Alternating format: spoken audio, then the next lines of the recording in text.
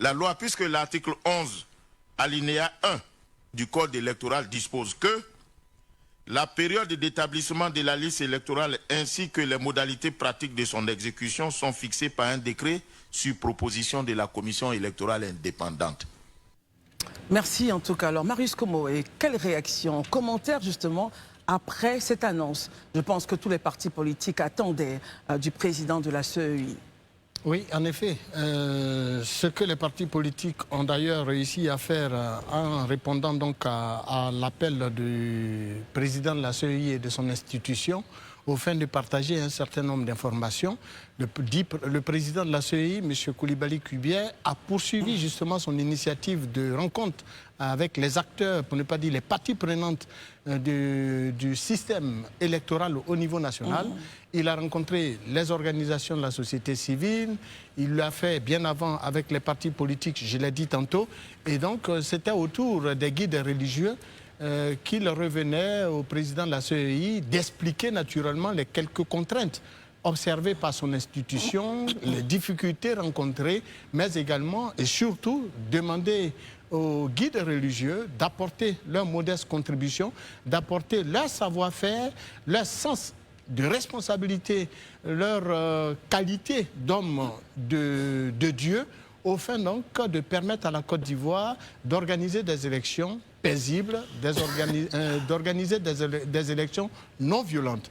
Et je crois qu'à la matière, il a encore une fois respecté la tradition qu'il s'est assigné depuis qu'il est à la tête de cette institution en rencontrant régulièrement les acteurs du secteur chaque fois que de besoin. Maintenant, le point de son intervention. Alors, au niveau de son intervention, il faut dire qu'il a évoqué justement tous les griefs exposés par l'ensemble des parties prenantes du système électoral et plus particulièrement les partis politiques concernant justement les personnes décédées ou alors supposées non ivoiriennes inscrites, qu'on dit être inscrites sur la liste électorale.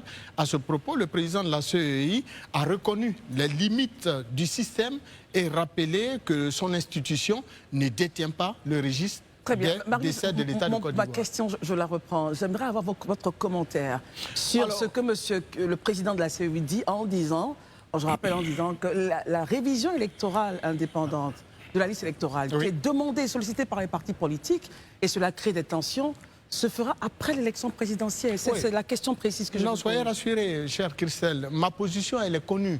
Mon point de vue est très connu, étant entendu que pour nous, nous sommes très attachés à la loi. Et la loi imposant donc au président de la CEI d'organiser le processus, je veux dire, la révision de la liste électorale annuellement, ne devrait pas faire autre chose que l'organiser annuellement. En principe, et pour nous, en tant qu'observateurs de la vie politique, et surtout de 2025. Du jeu, après l'élection, c'est toujours 2025. Oui, mais du jeu électoral, parce qu'une révision électorale, de la liste électorale a pour objectif principal de servir donc à l'organisation d'une élection. C'est par rapport à une élection en cours ou à venir qu'on organise, on révise la liste électorale. Maintenant, quand le président de la CEI dit qu'il révisera cette liste électorale après une élection présidentielle, nous restons dubitatifs, nous restons totalement en déphasage avec justement cette vision des choses, étant entendu que sa position viole intégralement et sans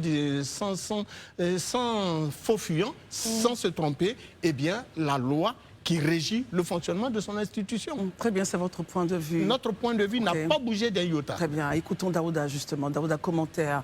Est-ce que vous pensez qu'il est en porte-à-faux avec le texte qui dit que cela doit se faire annuellement, bien que ce texte ne donne pas de date précise avant ou après, mais certains estiment que, bon, pour juste une question peut-être de bon sens, ça serait bien de faire cela avant l'élection présidentielle. Réaction Daouda. Je pense qu'il ne vous a pas échappé que jusqu'à présent, nous sommes dans le processus électoral. Tout à fait. Parce que pour le commun des mortels, pour beaucoup de personnes, et surtout ceux qui veulent manipuler la masse, ils font croire que le recensement sur la liste électorale, c'est l'enregistrement. Mais l'enregistrement sur la liste électorale, ce n'est pas le seul acte qui constitue la révision de la liste électorale. C'est tout un processus. Le recensement sur la liste électorale fait partie de la RLE. Le contentieux fait partie de la RLE. L'affichage de la liste électorale fait partie de la RLE. Le traitement des données fait partie de la RLE. L'affichage de la liste définitive fait partie de la RLE. Donc jusqu'à présent, nous sommes dans le recensement sur la liste électorale. Le processus de la RLE est toujours en cours. Ça, c'est la première des choses. Maintenant, l'article 6, dont tout le monde se gargarise, il dit que, je le paraphrase parce que je ne l'ai pas devant moi, il dit en ces termes que la liste électorale est tenue à jour annuellement pour tenir compte des mutations qui ont eu lieu dans le corpus électoral. Et donc, est-ce que le fait, pendant que nous sommes en train de faire ça maintenant, on n'est pas dans le processus, mais le président de la CEI te dit, après les élections, on va le faire. Mais ce que les gens omettent de dire aux uns ou aux autres, c'est que cette révision de la liste électorale devait se faire entre juin et juillet.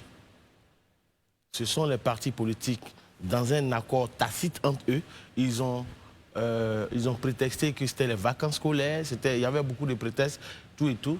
Donc ça a été reporté jusqu'en octobre. Les mêmes partis, justement, reviennent, justement, Daouda, ils reviennent avec une autre vision. Ils demandent donc que cela soit fait avant. D'accord. Après, quand on arrive en octobre, où ça devait être fait, ils discutent ensemble finalement, ils tombent en accord pour dire, OK, on va prendre, puisqu'on est dans la révision de la liste électorale, on va prendre des pétitionnaires qui ne sont pas encore majeurs, qui n'ont pas encore atteint l'âge de 18 ans, pour que, à la fin de février, voire mars, ces personnes-là auraient atteint 18 ans pour qu'on puisse les prendre. Ils sont tombés d'accord sur ça, ils sont partis, il y a un chronogramme qui est sorti, ils sont tous tombés d'accord là-dessus. Mais après, comme vous le dites si bien, les mêmes partis politiques reviennent après pour dire non, il faut qu'on tienne une révision de la liste électorale à cette période-là. Un enrôlement, en tout cas. Par quelle alchimie on peut tenir cette révision de la liste électorale? Et le pire dans l'histoire, c'est que certaines personnes même vont jusqu'à revenir c'est pas en 2021 où il y a eu la RLE à 6 mois ou 7 mois 2020. Des élections. 2020, c'est bien 3 ça? mois, ouais. Voilà. Mais ils ne disent pas aux gens que l'ancien président de la CEI était décédé. Donc il fallait... Il a été remplacé au pied levé par Cuibière, qui a dû faire ce recensement. Mais ce qu'ils ne disent pas encore aux gens, c'est que quand il y a eu cette révision de la liste électorale, les différents parrainages qui est dans la constitution ivoirienne et dans le code électoral, le parrainage a été fait sur la base de la liste provisoire. C'est qu'à la fin, quand la liste définitive a été affichée, des candidats se sont vus leur candidature être refusée parce qu'ils n'avaient pas atteint le quota. Donc, pour ne pas qu'ils soient confrontés à toutes ces problématiques, le président de la CEI l'a dit, M. Dogou Alain, que nous avons reçu sur ce plateau, deuxième vice-président, l'a dit, Maître Yolibi l'a dit, ils sont allés s'asseoir ensemble, ils ont discuté. Les partis politiques ont recommandé à la CEI de leur donner la liste provisoire bien avant. C'est sur cette base qu'on ressort, on arrive à ce niveau-là. Mais finalement, on est en train de se poser des questions. Et aujourd'hui, quand on a regardé, pour nous qui avons suivi l'activité, mais les guides religieux même étaient surpris d'entendre toutes ces informations. D'entendre principalement quoi? Qu'il y avait un accord, des accords. Qu'il y avait des accords tacites entre les hommes politiques et que voici comment le processus, et la CEI, voici comment le processus doit fonctionner. Mais les gens, quand ils sortent, ils font croire que non, il n'y a pas ici, il n'y a pas ici, il n'y a pas ici. Moi, je dis, aujourd'hui, Christelle, de façon claire et nette, comme l'a dit le père Abékan, comme l'a dit le cheikh, qu'on appelle ça, Aïma, tous les guides religieux qui étaient là-bas, la Côte d'Ivoire n'appartient pas à la Côte d'Ivoire n'appartient pas à Laurent Gbagbo. La Côte d'Ivoire n'appartient pas à Alassane Ouattara. La Côte d'Ivoire n'appartient pas à Tidiane Thiam. La Côte d'Ivoire n'appartient pas à Charles Blé Goudé. La Côte d'Ivoire t'appartient, ça m'appartient, ça lui appartient, ça appartient à nous tous. Très bien. Donc eux ne peuvent pas nous prendre en otage pour ça. Oui, c'est les propos des guides religieux. Mais bien sûr, et moi j'abonde dans leur sens. Pourquoi eux, ils estiment qu'ils doivent prendre 30 millions d'habitants en otage? Très bien. À cause d'une RLE où vous êtes partis vous asseoir ensemble pour discuter, vous êtes tombés d'accord et finalement, mais si les gens ont été capables de parjure, jurer pour dire que, comment on appelle ça, c'est vrai que j'ai été choisi par mon parti politique, quand je rentre à la CEI, Je n'appartiens plus à mon parti politique. Mais après, il dit, sur instruction de mon parti politique, je sors de la CEI. Mais quand quelqu'un est incapable de parjure jusqu'à ce niveau-là, qu'est-ce qu'ils ne sont pas capables de faire? Juste pour rappeler que lorsque vous arrivez, donc, selon les textes, hein, lorsque une personne représente, est choisie par son parti pour aller à la CEI, elle ne répond plus de son parti. Mais Dogou l'a tellement si bien exprimé ici. Il l'a rappelé, tout à fait. Mais les gens ils jugent sur la Constitution de ne pas faire ci, de ne pas faire ça, mais finalement, ils font un parjure. Mais après, qu'est-ce qu'ils ne m'ont pas dit? Très bien. Écoutons Herman. Herman, quel est votre... Sous quel regard, justement, vous appréciez cette nouvelle? Déjà, la rencontre, la CEI, les guides religieux, et puis cette annonce assez forte que le président de la CEI vient de faire. Mais déjà, au niveau des guides, pour la rencontre avec les guides religieux, c'est bien que le président de l'institution à charge de la gestion du processus électoral puisse rencontrer tous les acteurs, donc les guides religieux qui ont une mission d'accompagnement ou bien de conseil à leurs fidèles qui sont finalement les électeurs qui sont inscrits sur la liste électorale. Et nous tous, on a écouté plus ou moins les guides religieux. Eux, leur ton qu'ils ont demandé, c'est qu'on a compris, entre autres, dans ce qu'ils ont dit, c'est par le dialogue, par la communication que tout se règle. Donc je crois qu'au-delà de toutes les spéculations politiques ou bien des récupérations politiques on peut tirer de leurs interventions, ce qu'on doit retenir, c'est que essayez de vous entendre, asseyez-vous entre acteurs et puis régler le problème. J'ai bien écouté le révérend Père Norbert Bécan qui parlait de la nécessité du dialogue. Et ça, je crois bien que c'est un des points importants que l'opposition réclame. Entre la CEI et les partis politiques. Non, pas seulement la CEI. On sait aujourd'hui, l'essentiel aujourd'hui pour l'opposition, puisqu'il y a des préalables, selon elle, c'est qu'il y ait un dialogue politique qui soit ouvert. Donc, comme on sait que le dialogue, c'est l'arme qu'on a aujourd'hui, on peut utiliser cela. Ça, c'est le premier point. Mais moi, concernant... je pense bien que c'est une méconnaissance peut-être de sa mission. De qui? Le président de la CEI. Comment quand il dit, par exemple, qu'il met... C'est quand même un juge, un homme de droit. Non, ce n'est pas sa qualité de juge que je règle à la tête d'institution. Oui. À la tête d'institution, le président, les pairs qui sont les commissaires centraux de la CEI choisissent un père. Et puis... Et vous estimez qu'il ne méconnaît Voilà, ce n'est pas sa qualité de magistrat que je réalise. Très bien, on s'est bien dit. Donc pour moi, c'est une méconnaissance de sa mission. Pourquoi? Au niveau à la tête de la CEI. Parce que dire que une révision de la liste électorale peut se tenir après l'élection présidentielle, c'est-à-dire au courant de cette année, mais après l'élection présidentielle. Mais que dit la loi, justement? Mais la loi dit qu'il faut faire d'abord la révision de la liste électorale de façon annuelle. Mais de façon annuelle, il y a une forme de continuité dedans.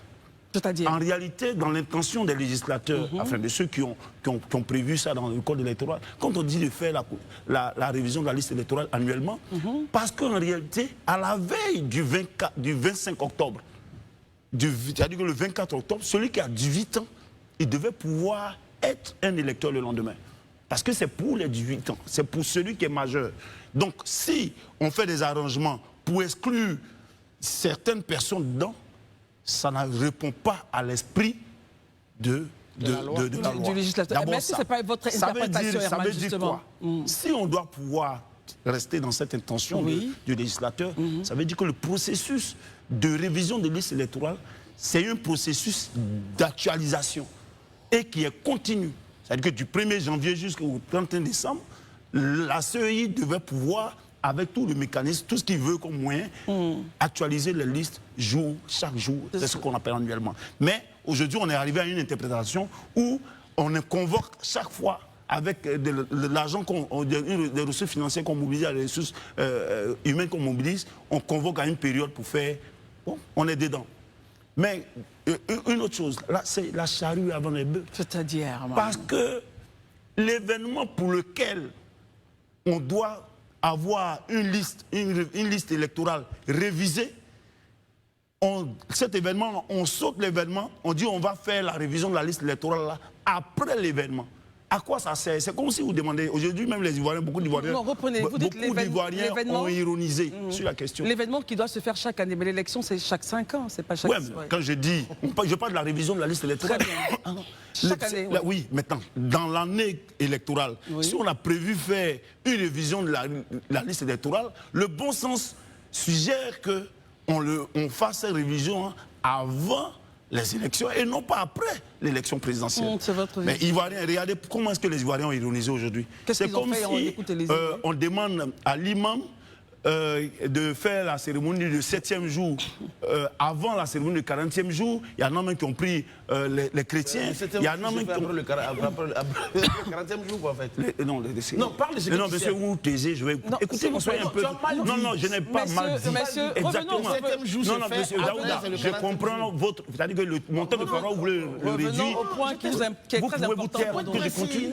Bon, non, laissez la précision. Daouda, Ouais, je reprends. Laissons le 7e, 40e. Donc vous voyez qu'il n'y a pas de bon sens dedans.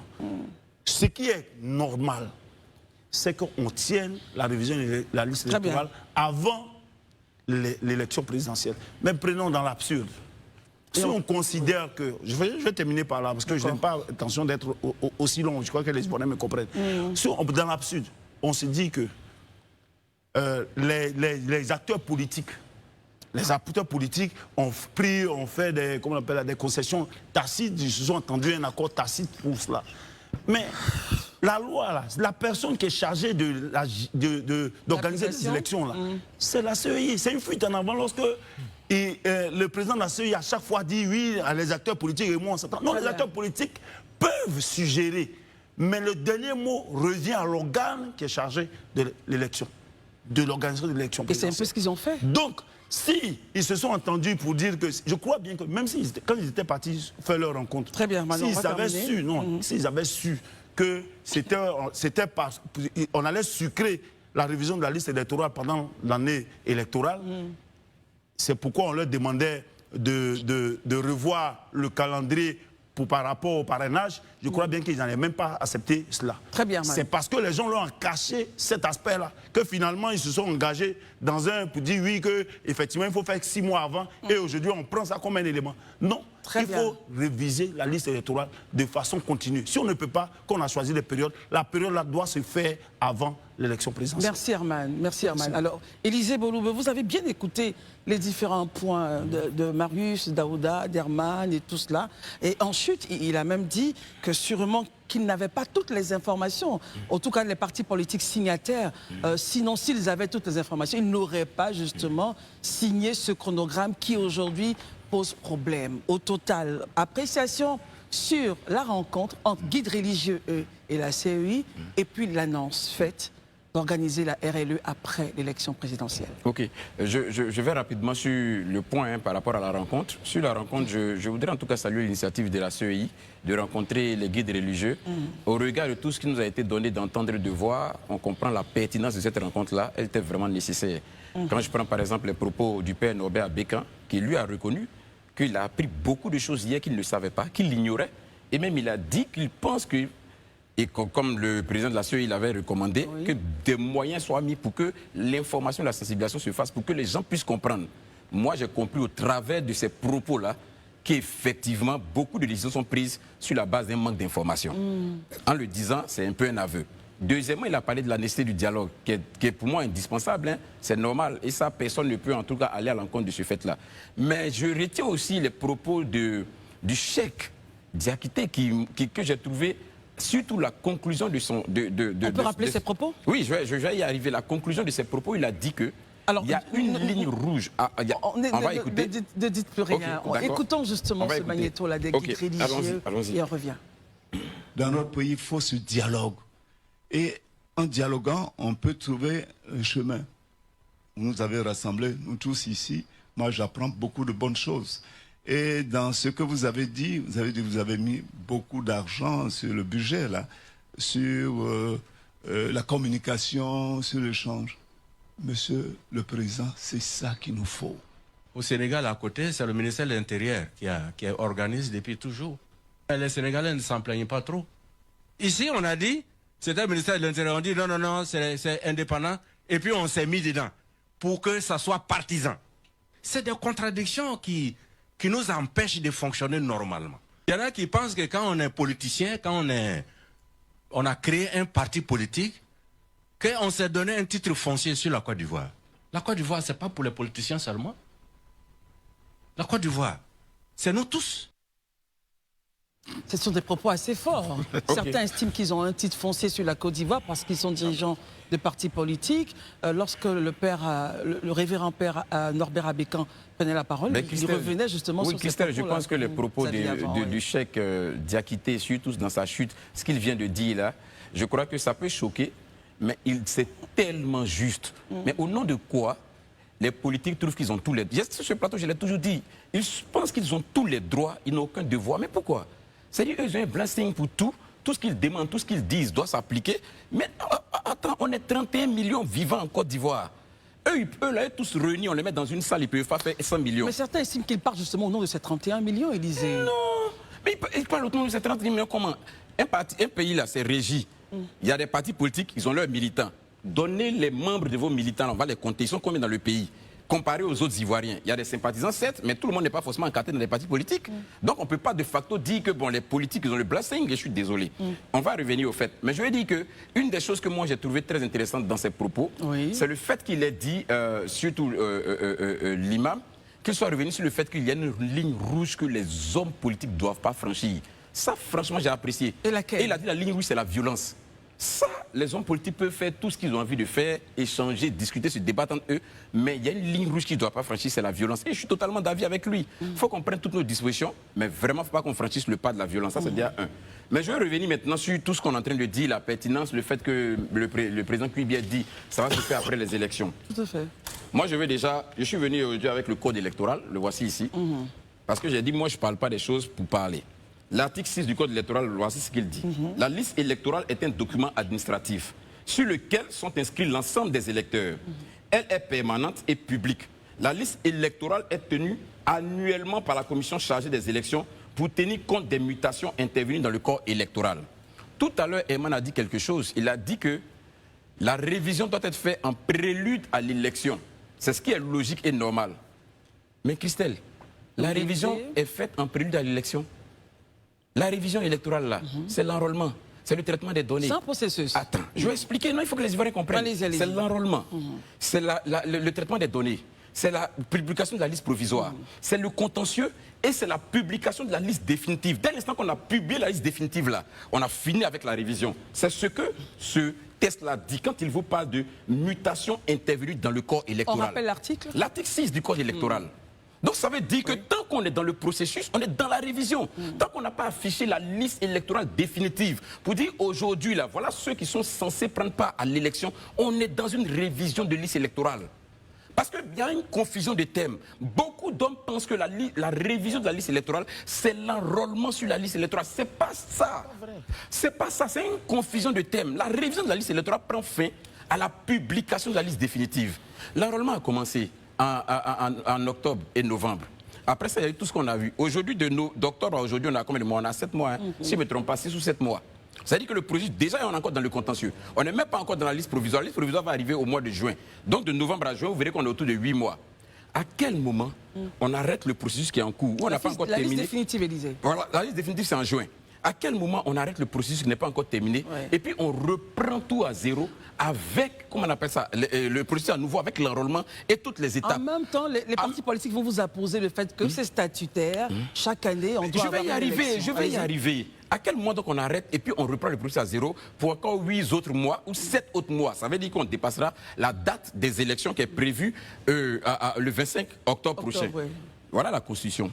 Je suis venu à la Constitution. Voilà l'article 56 de la Constitution. Ça, là, c'est la loi fondamentale du pays. Ça veut dire qu'on peut même laisser tomber la loi électorale, mais on ne peut pas se permettre de laisser tomber la Constitution. La Constitution te dit à l'article 56, que je vais lire pour tout le monde ici, l'article 56 de la Constitution. Parce qu'aujourd'hui, il est important qu'on... Voilà, OK. Article 56. Le président de la République est élu au scrutin majoritaire à 2 tours. L'élection du président de la République est acquise à la majorité absolue des suffrages exprimés. Le premier tour du scrutin a lieu le dernier samedi du mois d'octobre de la 5e année du mandat du président de la République en fonction. Ça veut dire, Christelle, Oui. si on n'a pas fait l'élection le 25 octobre, on est dans une transition, cette constitution-là ne vaut plus rien. On peut la fourrer et la jeter à la poubelle. Ça veut dire que le pays n'a plus de cadre d'identité. Donc si on, si on fait une RLE avant... Mais on est dans une RLE, Christelle. On ne tient pas la date, c'est ce que vous dites. En fait, il y a une confusion de thèmes. On est dans une RLE. Tant qu'on n'a pas affiché la liste définitive, c'est-à-dire au mois de juin prochain, là, on est dans la révision de la liste électorale. Donc la révision de la liste électorale voulue avant la présidentielle, là, on est en train de la faire. C'est l'enrôlement qui a été fait en 2024, l'enrôlement qui a été fait en octobre et novembre. Mais la révision, on est dans le processus jusqu'à maintenant. Je vais finir sur la question des débats. Je termine sur la question des débats. Écoutez, Élisée, on vous a écouté. On l'écoute et puis après vous aurez la parole. On va terminer sur ce débat-là. Parce qu'il y a beaucoup de réactions. Non. Il y a un protocole qui a été signé par la CEDEAO, qui a été intitulé Protocole sur la démocratie et la bonne gouvernance additionnelle au protocole relatif aux mécanismes de prévention, de gestion, de règlement des conflits, de maintien de la paix et de la sécurité.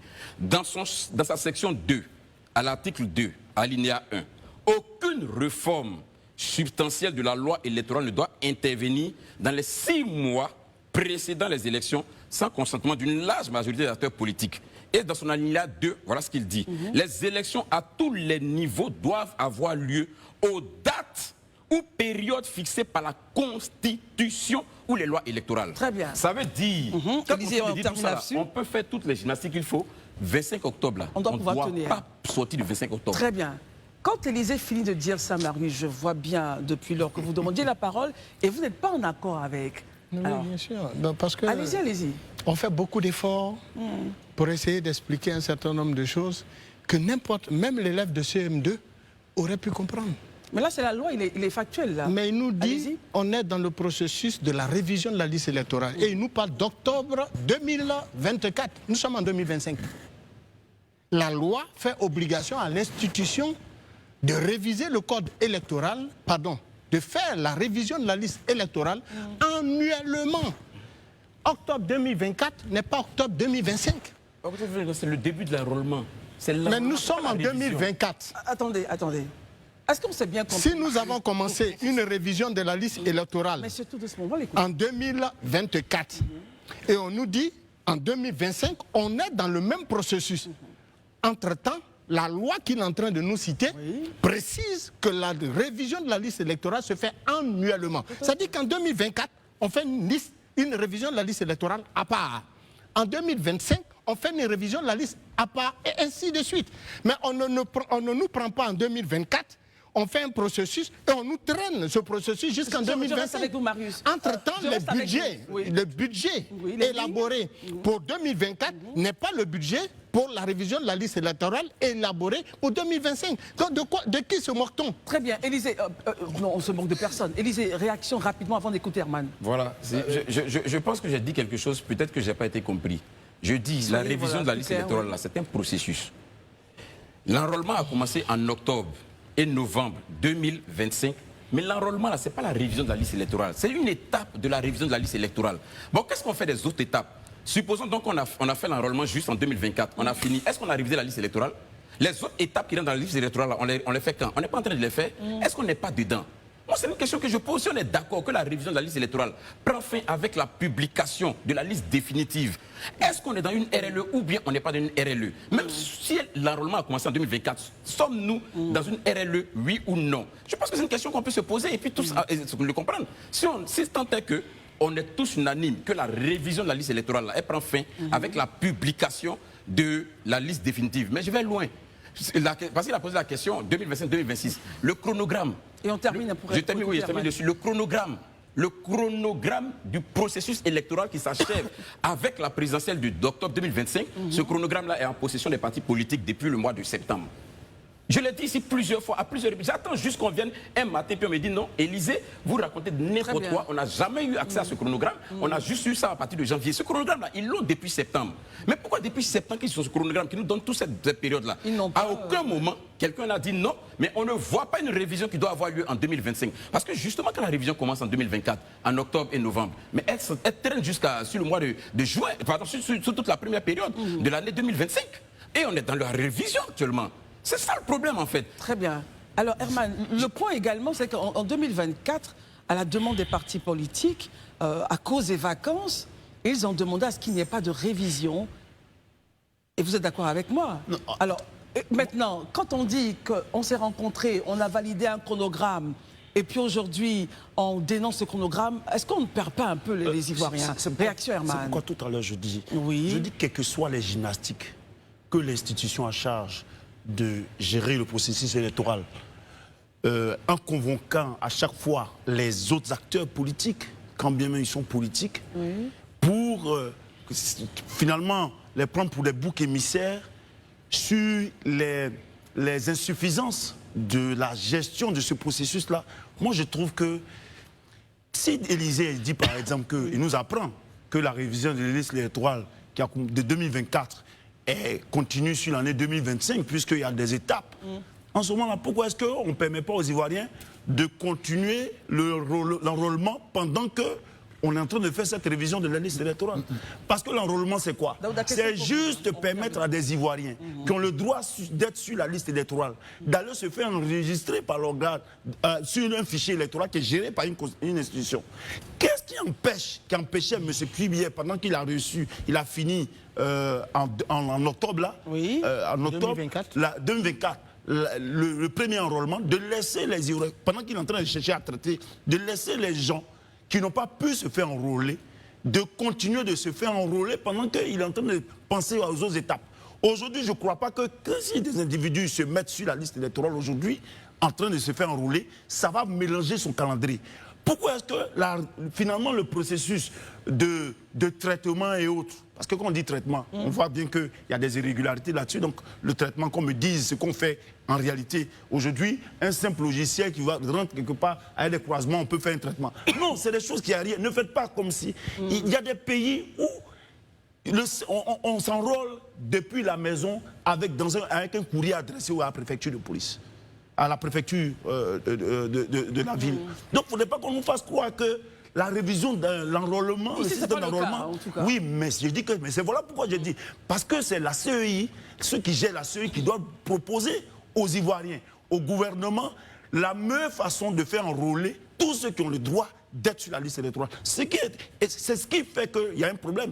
On vient à chaque fois chercher à faire un chronogramme. Bon, les partis politiques et nous, on est d'accord. Non, c'est une fuite en avant. Parce que ce n'est pas les partis politiques qui gèrent le fichier électoral. Très bien. La preuve en est, voilà, qui disait trouver des irrégularités, la CEI ne veut pas donner suite à cela. Très bien. Daouda, vous allez donc réagir aux propos d'Herman, mais en même temps, on sait bien que la CEI actuelle que nous avons est la volonté des partis politiques. En rappelant que le président de la CEI a mentionné que lorsque les guides religieux étaient dans le dispositif, 2015, 2016 et 2018, il n'y avait aucun challenge. Et après, ceci étant sorti, on a tous ces challenges-là. Mais avant de prendre la parole, regardons cette vidéo et on débrief après. Chaque élection, il y a toujours des problèmes.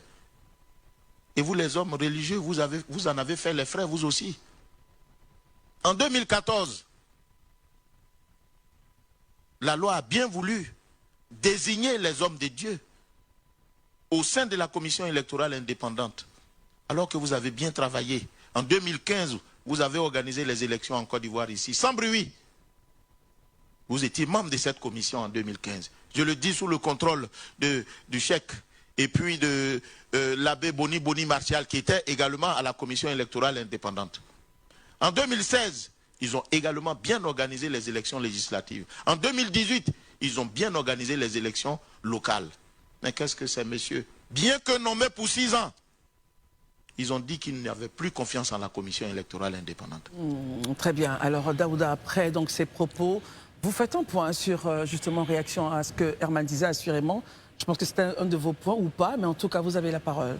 Christophe, c'est que je t'ai placé, moi, j'aime pas répondre aux gens. Je donne mon point et puis j'avance. Non, on va dire Herman, hein, aux gens. Le vrai problème, c'est que la politique, en Côte d'Ivoire, la mauvaise foi est la chose la mieux partagée. C'est ce qui est dramatique. Je pense que c'est ce que le président de la CEI vient de dire. Effectivement, dans les années 2015, les guides religieux étaient à la CEI. Et vous savez que notre pays a 80% composé de religieux.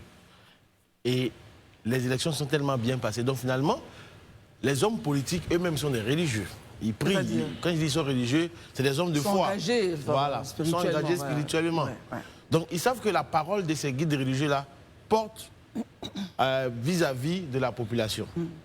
Donc il y a des choses qu'eux peuvent faire, qu'ils veulent faire, mais comme les guides religieux sont là, ils les empêchent de tourner en rond. Mais les hommes politiques ont tout fait pour que les guides religieux puissent quitter la commission. Ils ont tout fait comment, Daouda, justement? Ils ont manœuvré politiquement pour qu'ils partent en disant que les hommes politiques, les guides religieux n'ont pas leur place à la CEI, tout et tout, plein de choses comme ça. Ils sont partis. Et il a dit lui-même, en violation de la loi, de leur mandat. Ils étaient là pour 6 ans, non? Ils étaient là pour 6 ans, ils ont fait 5 ans. Mais je ne vais même pas m'attarder sur ça. On parle de RLE, octobre 2024, pour qu'on court jusqu'en 2025. Christelle, oui. L'impression que j'ai, c'est que on ne s'écoute pas. Oui. On ne s'écoute pas en Côte d'Ivoire, on ne s'écoute pas. Cette révision de la liste électorale devait se tenir en juin. Est-ce que vous pensez, Christelle, honnêtement, faisons un calcul absurde. Si on avait fait la révision de la liste électorale entre juin et juillet, est-ce que vous pensez que techniquement, on pouvait faire une révision de la liste électorale maintenant? Pourquoi on ne l'a pas fait en juin et juillet, justement? Mais parce que les mêmes hommes politiques, les mêmes acteurs politiques sont allés s'asseoir avec la CEI pour dire « Ah, c'est la période des vacances, les enfants vont aller en vacances, il y a la période pluvieuse, les gens ne pourront pas faire ceci, il faut donner du temps à ceci. » Donc finalement, ça a été reporté. D'un commun accord, vous décidez d'aller en octobre. Mais justement, pour pallier à cette problématique de nouvelles personnes, de nouveaux majeurs et autres, oui, vous décidez ensemble d'ajouter les mineurs qui, juridiquement, devant la loi, ne peuvent pas entrer sur cette liste électorale. Mais comme la CEI est l'émanation des accords politiques et de la loi, donc quand les hommes politiques décident de dire on fait ça ensemble, ils vont essayer, finalement ils vont aller trouver une loi pour la mettre, pour pouvoir la mettre en exécution. Voyez ce qui s'est passé. La CEI et les hommes politiques. Et finalement, quand on vient, on dit non, c'est sur 2 ans. Mais non, le processus d'enrôlement de RLE est toujours en cours. Par quelle alchimie, par quelle magie on peut faire un autre enrôlement actuellement? Alors on va expliquer un peu, Daouda. Quand on dit c'est toujours en cours, explication. Je l'ai expliqué, Élisée l'a tellement brillamment expliqué. C'est bon de rappeler. La RLE se lever pour aller dans une école pour dire bon, je vais me faire enrôler sur la liste électorale. Oui. Quand on prend ton nom sur la fiche, on renseigne la fiche, ça fait partie de la RLE. Quand les dossiers, les fichiers, que ce soit numérique ou physique, arrivent à la CEI, on va chercher à traiter pour voir est-ce qu'ils respectent les conditions pour être sur la liste électorale, ça fait partie de la RLE. On va aller afficher la liste électorale, donner la clé. La liste électorale provisoire, donner la clé aux partis politiques pour que ceux-ci aillent vérifier, pour voir, puisque quand le contentieux s'ouvre, ce n'est pas seulement les partis politiques, mais c'est tous les Ivoiriens qui peuvent aller demander la radiation ou l'ajout du nom de quelqu'un sur la liste électorale. Ça fait partie du processus de la révision de la liste électorale. L'affichage de la liste définitive qui va faire office de liste pour aller aux élections, ça fait partie de la liste. Donc c'est tout ce processus-là. C'est tout ce processus-là qu'on appelle RLE.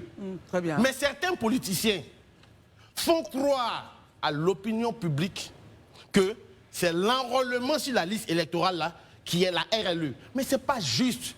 Il faut apprendre à dire simplement la vérité. Il faut parce que Christelle, oui, on termine. C'est la 3e fois que je dis ça sur ce plateau.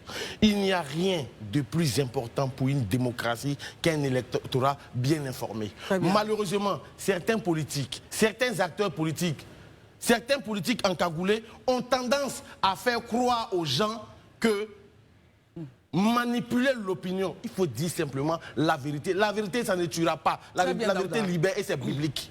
Merci beaucoup, Daouda.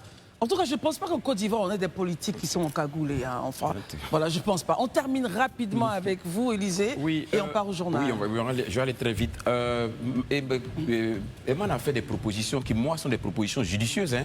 C'est-à-dire cette possibilité-là de pouvoir se faire enrôler numériquement, en tout cas avec les éléments digitaux. Mais le problème, ou du moins, je vais dire que je suis tout à fait d'accord avec Eman. Mais Eman, notre processus là, il est encadré par la loi. Pour l'instant, là, la loi n'a pas dit qu'on doit faire ça. Pour l'instant, là, la loi n'a pas dit voilà comment on doit faire. C'est une proposition qu'il faisait. C'est ce que je dis, Voilà. c'est que ces propositions judicieuses. Peut-être que ça va inspirer le législateur à y réfléchir et puis le contenir dans un document. Mais pour l'heure, là, ce n'est pas le cas. Donc, comme ce n'est pas le cas, tu ne peux pas nous emmener sur ce terrain-là.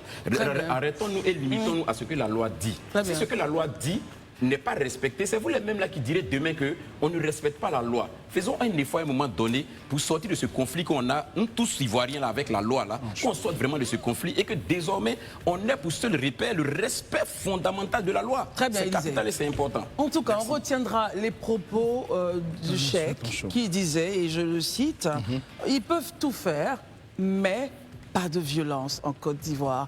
La ligne rouge à ne pas franchir, en tout cas, pour ces élections présidentielles d'octobre 2025. Ils ne sont pas propriétaires de la Côte d'Ivoire. Exactement. Merci beaucoup, Marius. Maintenant que tout le monde se tait, s'il vous plaît. On part au journal. C'est avec Isabelle Vauvor. En seconde partie, nous recevons donc le colonel Kouadio Ake José Nicole et M. Diomandé Maxime. Avec eux, on parlera. La team, vous avez suivi ce débat hier sur Live TV. Oui, il faut le dire, M. Koulibaly Kubier a invité des religieux. Et ces religieux-là avaient pour but de comprendre exactement ce qui se passe à la CEI, entre la CEI et les partis politiques. Et nous avons écouté, n'est-ce pas, les interventions de plusieurs personnalités religieuses. Seulement, moi, je dis il faut être honnête. Aujourd'hui, qui défend la CEI sur les plateaux de télé? C'est le RHDP. Est-ce que c'est normal? Non, ce n'est pas normal. Parce que si vous êtes un parti politique, et surtout le parti au pouvoir, qu'en face de vous, vous avez une opposition qui s'en prend à la CEI, la meilleure des choses n'est pas que vous, le parti au pouvoir, vous défendez la CEI, vu qu'elle est dite être indépendante. Comment la CEI qui est dite être indépendante, une commission électorale dite indépendante, doit se faire défendre par le parti au pouvoir? Ça jette déjà du discrédit, n'est-ce pas, sur cette CEI-ci. Et c'est bien triste que les religieux n'aient pas eu le courage de le dire de manière directe. Aussi, nous avons suivi, n'est-ce pas, des religieux disent que la Côte d'Ivoire n'appartient pas seulement aux partis politiques. Ça ne les appartient pas. La Côte d'Ivoire appartient à tous les Ivoiriens. Et bien évidemment, vous avez raison. La Côte d'Ivoire n'appartient pas seulement aux partis politiques, mais ce que vous ne dites pas, c'est que la Côte d'Ivoire appartient aussi aux partis politiques. C'est la vérité. Autant la Côte d'Ivoire appartient à tout le monde, autant les partis politiques font partie de la Côte d'Ivoire. Alors si vous avez décidé de ne pas défendre les intérêts de la nation, les partis politiques sont en train de faire leur job. Ils sont en train de faire leur job. Parce que la politique, elle est faite. Nous avons vu ici les religieux prendre position en 2010. Nous avons même vu des mosquées qui ont été affrétées pour garder les armes de la rébellion, pour déstabiliser la Côte d'Ivoire. Ce n'est pas parce qu'aujourd'hui, au niveau de l'État, il y a un homme qui règne avec autorité de telle sorte que tout le monde a peur de lui, que vous pensez que vous allez tout dire et nous on va tout accepter parce que vous êtes des religieux. Non, non, non, non, non. Et ces religieux que vous avez invités, ce n'est pas parce qu'ils vont venir vous écouter qu'ils vont automatiquement maudire, n'est-ce pas, les partis d'opposition qui sont pourtant en train de défendre les intérêts du peuple. La CEI doit être indépendante, mais cette CEI n'est pas indépendante. Et avec elle, personne ne peut partir aux élections et espérer gagner légalement face à Alassane Dramane Ouattara. Personne ne peut gagner. Même si vous vous mettez tous ensemble, vous choisissez un seul candidat, vous faites tout ce que vous voulez, personne ne peut gagner une élection présidentielle face à Alassane Ouattara quand la CEI est là. Parce qu'Alassane Ouattara vous gagnera toujours. Et il vous gagnera avec un score voltaïque, de telle sorte que vous ne pourriez même pas aller au deuxième tour. Ce qui est pourtant impossible en Côte d'Ivoire. Ce qui est pourtant impossible vu la situation géopolitique du pays. Vu le pourcentage même d'adhésion dans chaque parti politique. Mais Alassane Ouattara et la CEI, ils vont vous dire que même les partisans du président vont voter pour lui. Même ceux dont il a cassé la maison ont voté pour lui. En fait, il va vous gagner avec 93% de voix. Voilà ce qui va se passer. Et pourtant, pendant le taux d'abstention, on a simplement eu 10% d'Ivoiriens qui ont participé et 90% qui se sont retenus. Preuve qu'il n'y a que 10% d'Ivoiriens qui peuvent soutenir Alassane Ouattara. Et ça, on était en 2020. En 2025, ça peut être pire. La team, dites-moi ce que vous pensez par rapport à cette vidéo. On se voit pour une autre vidéo.